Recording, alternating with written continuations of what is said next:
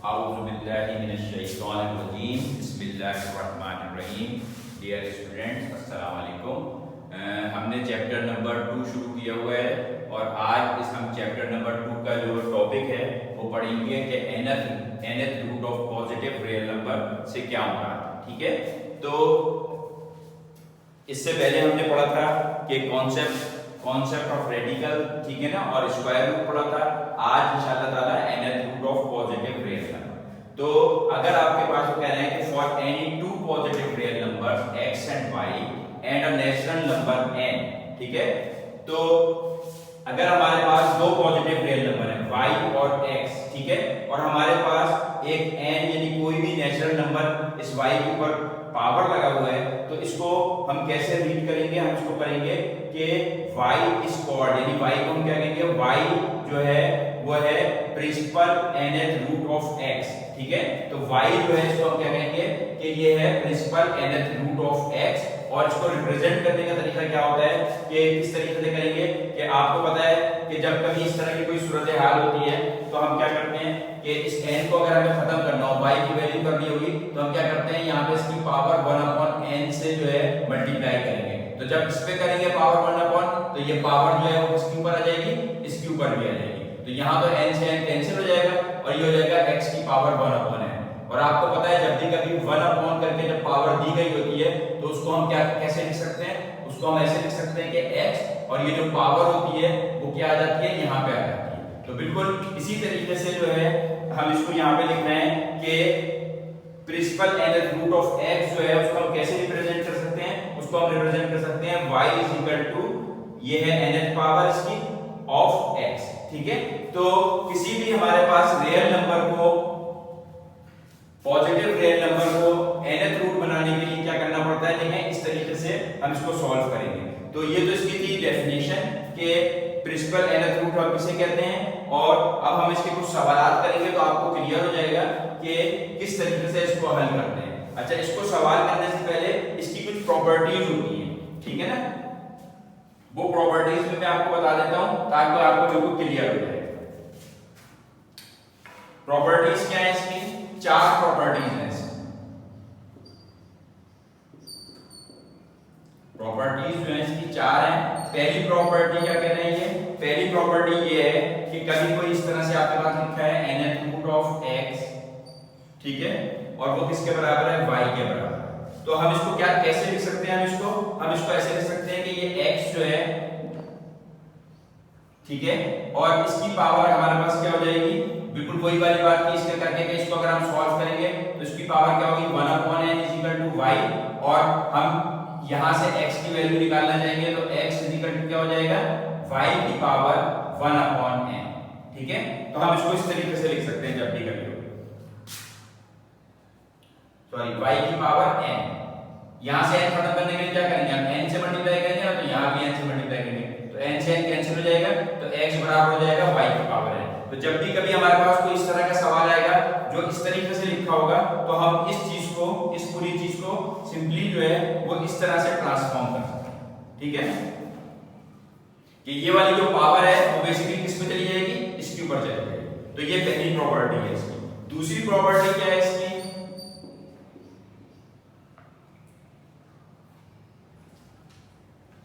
कि अगर कभी आपके पास इस तरह से लिखा हो nth पावर ऑफ x, सही है, और इसकी होल की पावर दी गई हो n, तो उसको हम क्या लिख सकते हैं, उसको हम लिख सकते हैं, देखें x लिख सकते हैं। क्यों?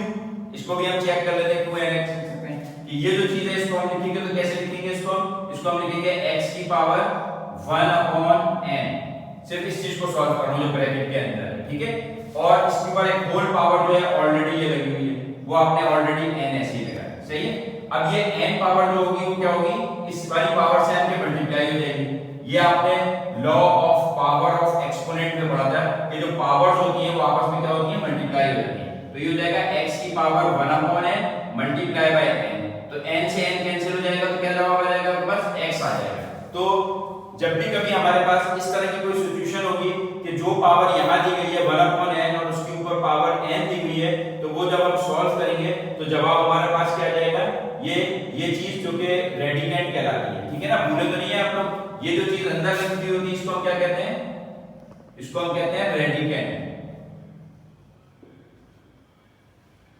ठीक है। और ये जो चीज यहां पे लिखी हुई होती है इसको हम क्या कहते हैं, इसको हम कहते हैं इंडेक्स।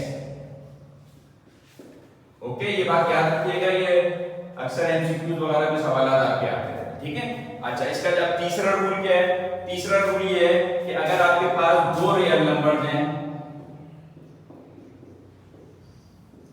x और y, ठीक है, कोई भी दो नंबर्स हैं और उसकी पावर जो है वो सिंपली क्या लिखी हुई है, n लिखी हुई है, तो इसको हम क्या कर सकते हैं, अलग अलग भी कर सकते हैं। यानी हम इसको ऐसे कर सकते हैं कि ये जो चीज है n इंटू x, सही है, इसके ऊपर भी है, और ये क्या हो जाएगा n इंटू y। यानी कोई चीज अगर एक जैसे उसके ऊपर आप देख रहे हैं कि इस चीज की पावर, दो रियल नंबर्स की पावर कंबाइंड प्रोडक्ट के अंदर क्या है, n है, यानी 1/n है। यानी इसको आप ऐसे लिखेंगे ना कि x y की पावर क्या हो गई, 1/n, ठीक है। तो यानी इसको आप अलग अलग भी कर सकते हैं। यानी ये क्या हो जाएगा, सिंपली x की पावर 1/n और y की पावर 1/n। तो वही बात हम यहाँ पे इसको इस तरीके से लिख रहे हैं, ठीक है। और चौथी इसकी और आखिरी जो प्रॉपर्टी है वो क्या है, इसकी प्रॉपर्टी नंबर 4 इधर बता देता हूं मैं। प्रॉपर्टी 4 जो है वो सिंपली ये है कि अगर आपके पास nth power of x divided by nth power of x आ जाए, तो आपको पता ही है कोई भी चीज अगर ऊपर सेम है और नीचे सेम है तो वो कैंसिल हो जाती है और वो किसके बराबर होती है, हमेशा 1 के बराबर होती है। तो चौथी प्रॉपर्टी में वो यही बता रहे हैं आपको कि अगर दोनों सेम nth पावर ऊपर और नीचे सेम लिखी हुई हैं तो उसको हम किसके बराबर कर देंगे, 1 के बराबर कर देंगे। तो बेसिकली ये चार प्रॉपर्टीज हैं जो कि पॉजिटिव रियल नंबर्स के nth रूट की होती हैं। अब हम क्वेश्चन एक्सरसाइज करेंगे जो कि हमारी एक्सरसाइज है 2.6 जब हम करेंगे तो आपको ये तमाम चीजें जो मैंने आपको प्रॉपर्टीज वगैरह बताई हैं ये जब अप्लाई होंगी तो आपको बिल्कुल क्लियर हो जाएगा कि किस तरीके से हमने अपनी एक्सरसाइज को सॉल्व करना। इसका पहला सवाल है सिंपली 5 240, ठीक है। इसको सॉल्व करना है, तो इसको सॉल्व करने का तरीका क्या क्या होता है, हमें पता है ये जो रेडिकेंड दिया गया है अंदर, इसके हम फौरी तौर पे क्या करते हैं, फैक्टर्स बनाते हैं। और ये जो है ये क्या है, इसकी इंडेक्स है, यानी इसकी पावर क्या है, 1/5 है। तो इसके जब हम फैक्टर बनाएंगे 243। अच्छा, हमेशा ये ख्याल रखते हैं कि कोशिश ये होनी चाहिए हमारी कि ये जो हमारे पास इंडेक्स दिया गया है ना, तो हमारे फैक्टर तो इस तरीके से बने कि बिल्कुल सेम फैक्टर बन जाए और कितने बन जाए, 5 बन जाए। अगर यहाँ पे 3 लिखा होता तो हम कोशिश करते कि 3 फैक्टर सेम बन जाए। अगर 2 लिखा होता यहाँ पे तो हम कोशिश करते इसके 2 फैक्टर सेम बन जाए। क्यों? क्योंकि जब 2 सेम फैक्टर बनेंगे तो क्या होगा कि जो भी चीज बनेगी हम उसकी पावर 2 होगी और ये वाली पावर 1/2 होगी, तो 2 से 2 कैंसिल हो जाएगी और वो चीज जो है वो आपके इस रेडिकल साइन से बाहर आ जाएगी। तो इसको देखिए करते देखिए तो आपको समझ में आएगा। ये 3 के टेबल से जाएगा, 3 8 जा 24, 3 1 जा 3, फिर इसके आपने फैक्टर बनाए 3 2 जा 6, 3 7 जा 21, फिर 3 से बनाए 3 9 जा 27, 3 3 जा 9 और 3 1 जा 3, ठीक है। ये फैक्टर बना लिए। अब ये फैक्टर जो बन गए इसको आप यहां लिख सकते हैं, सिंपली यहां लिख सकते हैं 3 multiply by 3 multiply by 3 multiply by 3 multiply by 3। तो देखिए खुद को खुद ही कितने बन गए, 1 2 3 4 5। इसका मतलब क्या हो गया, ये हो गया 5 रूट और इसको हम लिखते हैं 3 की पावर 5। और अब इसको हम जब सॉल्व करेंगे यहाँ पे तो ये हो जाएगा 3 की पावर 5 और इस होल की पावर क्या बन जाएगी, ये जो 5 है ये यहाँ पे आ जाएगा 1/5, ठीक है। और 5 जब इससे मल्टीप्लाई होगा तो क्या हो जाएगा 3 5 मल्टीप्लाई बाय 1/5, सही है। इसको हम ऐसे लिख सकते हैं ना कि ये दोनों पावर में आपस में मल्टीप्लाई हो गए तो 5 से 5 कैंसिल हुआ और आपका आंसर क्या आ गया, 3 आ गया। तो ये आपका आंसर है। तो इस तरीके से ये एक्सरसाइज 2.6, एक्सरसाइज नंबर 2.6, ठीक है, ये आपने सॉल्व कर लिया बिल्कुल इसी तरीके से। एक आध सवाल और देख लेते हैं इसका कि किस तरीके से करेंगे, ठीक है। इसमें कोई मुश्किल बात नहीं है। जिस किसी को भी कोई मुश्किल लगा करे ना वो फौरन मुझे व्हाट्सएप पे मुझसे राब्ता किया करे और अपना सवाल जो भी नहीं समझ में आ रहा है वो मुझसे पूछ लिया। और जिसको नहीं समझ में आया करे वो 1 से 2 दफा 3 दफा वीडियो को रिपीट करके देखा करेंगे, तो इंशाल्लाह चीजें क्लियर हो जाएंगी कि क्या कहा है।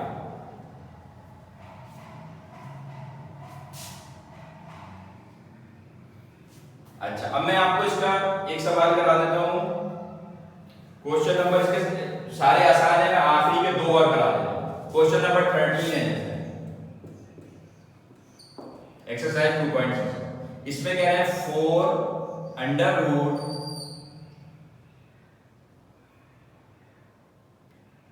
256 a की पावर 4 b की पावर 4, ठीक है। तो ये तो सिर्फ a की पावर 4 और b की पावर 4 तो ठीक है। अब यहाँ पे ये जो नंबर लिखा हुआ है आपके पास, ठीक है, तो हम इस नंबर के सबसे पहले क्या करेंगे, फैक्टर बनाएंगे 256। तो 256 के फैक्टर क्या बनेंगे, और कोशिश क्या करेंगे फैक्टर बने 4 फैक्टर एक जैसे बने तो हमारे लिए आसान है।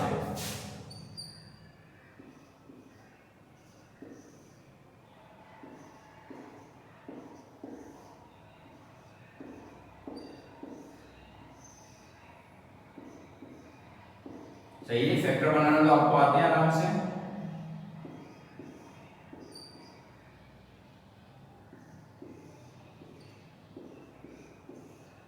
तो ये इसके फैक्टर बन गए 2 2 2 2, सारे 2 ही हैं, 1 2 3 4 5 6 7 8। तो हम इसको क्या लिख सकते हैं, इसको 4, इसको हम 8 दफा लिखेंगे 2।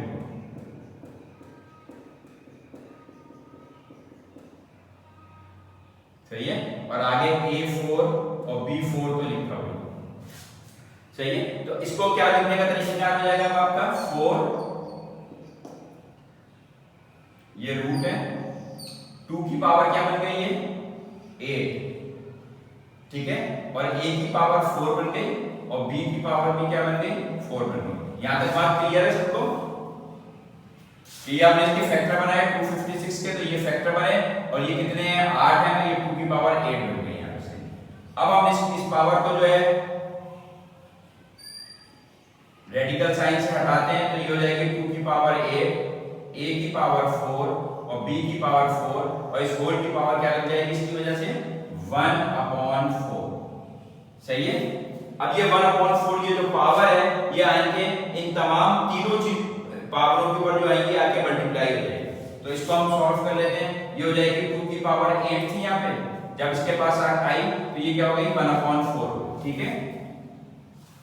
अब इसके बाद ये क्या आ रही है आपके पास, a की पावर 4 मल्टीप्लाई है 1/4, और फिर हमारे पास ये क्या है b की पावर 4 और मल्टीप्लाई है 1/4। सही है, अब आप इसको सॉल्व कर लेंगे, 4 जो है वो 4 से कैंसिल हो गया, ये 4 से कैंसिल हो गया, ये 4 कैंसिल हो गया, 2 जा हो गया, ठीक है। तो यहाँ पे आपके पास बचा 2 की पावर 2, a सिंपल हो गया और b भी सिंपल हो गया। 2 की पावर 2 जो है वो क्या हो जाएगी 4ab, ये आपका आंसर है, ठीक है। तो ये सवाल आप लोग कर लेंगे आराम से कि किस तरीके से करना है। इस सवाल में कोई प्रॉब्लम आपको लगती है जो मुझे फौरी तौर पे व्हाट्सएप करके पूछ लीजिएगा, बहुत आसान सवाल आते हैं। और ये क्वेश्चन नंबर 13 मैंने आपको कराया है, इससे ऊपर जितने भी सवाल आते हैं वो इससे भी आसान है, तो इसलिए मैंने आपको थोड़ा सा मुश्किल सवाल करा दिया है, जो कि इस एक्सरसाइज का सबसे मुश्किल सवाल ये था। 14वां सवाल जो है वो थोड़ा सा और इसमें वो है, एक सवाल मैं आपको और करा देता हूं। क्वेश्चन नंबर 14 है 3 इंडेक्स है इसका और है 64 a cube b9 divided by 216 c6 d80, ठीक है। देखिए अगर आप लोगों ने ये सवालात कर लिए जो मैंने अभी 13 कराया था 14 कराया था, तो इसका मतलब ये है कि इससे पहले जो एक्सरसाइज थी वो बहुत ही आसान है। मुझे यूसुफ ने कहा था कि उनको कुछ समझ में नहीं आ रहा, तो अगर कोई भी चीज यूसुफ आपको समझ में नहीं आ रही है तो आप जो है वो मुझसे व्हाट्सएप पे वो सवाल पूछें कि क्या चीज है, वरना मेरे ख्याल में ये इतने आसान सवाल आते हैं कि अगर आपको ये समझ में आ रहा है सवाल तो वो बिल्कुल क्लियर हो जाएगा। और देखिए वीडियो बनाने से जो है ना और आसानी हो जाती है आप लोगों को कि आप इस वीडियो को 2 से 3 बार देख सकते हैं, आपको वॉइस की क्वालिटी बहुत बेहतर मिलेगी। जूम क्लासेस में क्या होता है कि हर किसी को कुछ ना कुछ मसला होता रहता है, कभी किसी का नेट जा रहा है, कभी किसी का नेट, कभी किसी की वॉइस नहीं आ रही है, तो बहुत प्रॉब्लम रहती है। और एक स्टेप भी अगर निकल जाए, किसी को आवाज नहीं आए, तो समझे वो बिल्कुल बेकार हो जाता है। वो ये जो वीडियो क्लासेस होती हैं, ये यकीन जाने उस जूम क्लास से कहीं मुश्किल होती है। आपको ये वीडियो क्लास हमें रिकॉर्ड करने के लिए आप ये देखिए कि आदमी बिल्कुल पसीने में शराबोर हो जाता है, और यहाँ आपको फैन भी हम नहीं चला सकते हैं, इसलिए कि आपकी आवाज की सिर्फ क्वालिटी बेहतर रखने के लिए। तो मेरी समझ में नहीं आया, यूसुफ ने पता नहीं क्यों इस बात की ख्वाहिश का इज़हार किया कि सर आप जूम क्लासेस दे दें। जूम क्लासेस में बहुत ज़्यादा प्रॉब्लम होती है, और हम पिछली दफ़ा ट्राई कर चुके हैं जूम क्लासेस के जरिए, तो उसमें यही होता था कि किसी न किसी के नेट में कोई प्रॉब्लम होती थी, जिसकी वजह से प्रॉब्लम हो जाती थी। तो यहाँ पे वीडियो में तो ये होता है कि अगर आज सपोज आपकी लाइट गई हुई भी है घर की, तो आप 2 घंटे बाद भी देख सकते हैं, 4 घंटे बाद दोबारा उसको देख सकते हैं। जूम क्लासेस में ना आप रिपीट कर सकते हैं, ना ये कि अगर सपोज उस वक्त लाइट गई हुई है तो आपका बिल्कुल बेकार हो जाएगा। ठीक है, तो ये ज्यादा मेहनत तलब काम होता है जो हम करते हैं। चलिए अब आप ये क्वेश्चन नंबर 14 शुरू करते हैं। ये क्वेश्चन नंबर 14 बहुत आसान है, देखिए इसमें कोई इतनी मुश्किल बात नहीं होती है।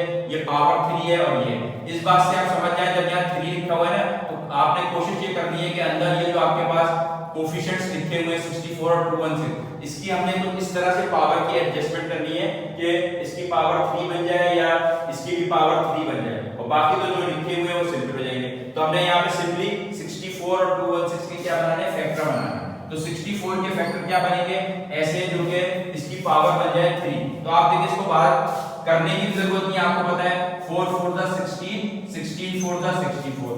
इसी तरह ये 216 है, 216 के भी फैक्टर ऐसे बनाए कि पावर इसकी 3 बन जाए, तो आसान हो जाएगा। ज्यादा भी बन जाएगी तो कोई बात नहीं है, वो फिर कैंसिल हो जाती है।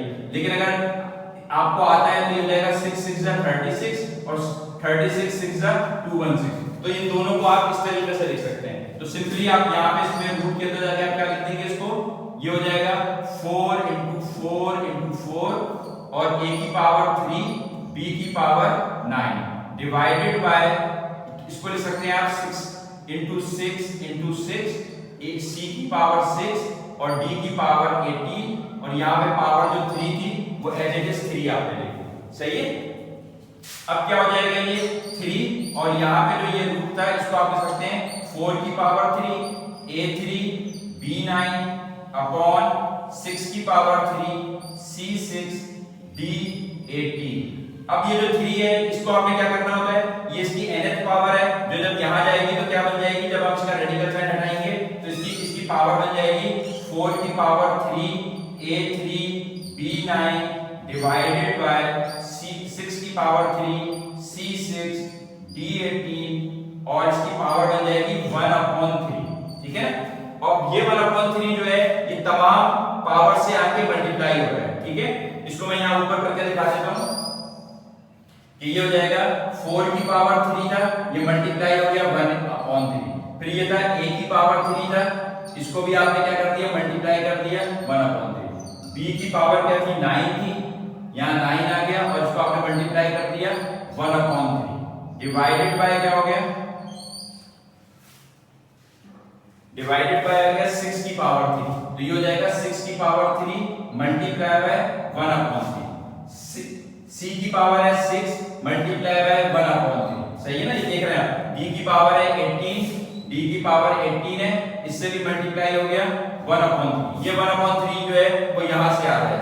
ठीक है, तो अब हम इसको क्या लिख सकते हैं, अब हम इसको लिख सकते हैं 3 से 3 कैंसिल, इस 3 से 3 कैंसिल, 3 1 जा 3, 3 6 जा 3 1 जा 3, 3 3 जा, गर्मियां बहुत हो गई है, 3 1 जा 3, 3 3 ये कैंसिल, 3 1 जा 3, 3 2 जा 3 1 जा 3, 3 6 जा। ठीक है, अब इसको सॉल्व कर ले, आपके पास ये बचा आपके पास 4, a की पावर कुछ भी नहीं रही, 3 और 3 का 1 है, b की पावर क्या हो गई 3 हो गई, डिवाइडेड बाय 6, c की पावर क्या हो गई 2, और d की पावर क्या हो गई 6। इसको आप सॉल्व कर सकते हैं, 2 2 जा 2 3 जा, तो आपका आंसर आ गया 2ab³ अपॉन 3c² d6। ये आपका आंसर। ये इस एक्सरसाइज का सबसे मुश्किल तरीन सवाल था, जो कि आपने देखा भी कोई खास मुश्किल नहीं था, सिंपल तरीके से सॉल्व हो गया। तो इससे ऊपर जितने भी सवाल हैं वो बहुत ही ज्यादा शॉर्ट हैं, 2-2 3-3 स्टेप्स में हो जाएंगे। और मैं उम्मीद करता हूं कि अब आपको ये एक्सरसाइज जो हमारी 2.6 है ये बिल्कुल क्लियर हो गई होगी कि ये 2.6 जो है वो हम किस तरीके से करेंगे। ठीक है, तो अब कोशिश करके यूसुफ, आप और दूसरे लोग जो हैं इसको जल्द से जल्द रजिस्टर पे कंप्लीट कीजिए। और अब इंशाल्लाह ताला देखिए, दुआ कीजिए कि ये आपके स्कूल खुल जाए तो फिर हम इंशाल्लाह ताला फिजिकल पढ़ लेंगे, जो भी कोई प्रॉब्लम होगी उस वक्त भी देख लेंगे। लेकिन मैं उम्मीद करता हूँ कि कम से कम ये वाला चैप्टर जो है ये हम आज और एक कल की जो हमारी क्लास है उसके अंदर हम कंप्लीट कर लें। तो इस 2.6 को प्लीज अपने रजिस्टर्स में कंप्लीट करें, जो सवाल ना है वो मुझसे पूछ लें। ओके, जज़ाकल्लाह।